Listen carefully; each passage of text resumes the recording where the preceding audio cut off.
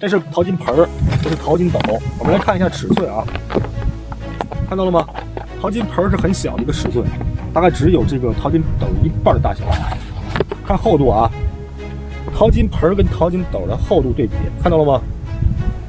淘金盆儿啊，这一盆矿料你要端着，然后利用这个搓板端着它浮不了水面上。它清洗的时候，这头要这个浸泡在这个水里边，要这样去洗，所以你要端着它，很累很累的。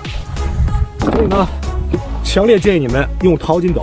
淘金斗是这样的，是浮在水面上，它同时叫斗，也叫淘金船，浮在水上去洗的，而且效率比淘金盆快很多很多。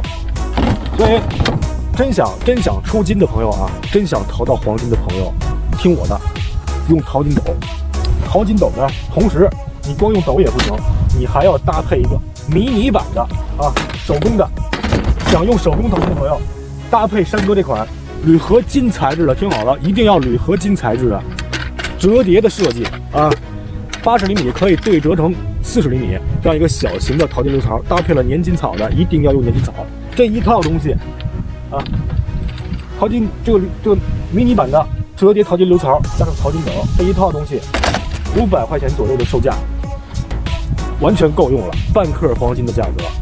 不要想着自己用手搓出来的东西，你没有我批量生产出来的东西高效、快捷、省心。最后一条，省力太重要了。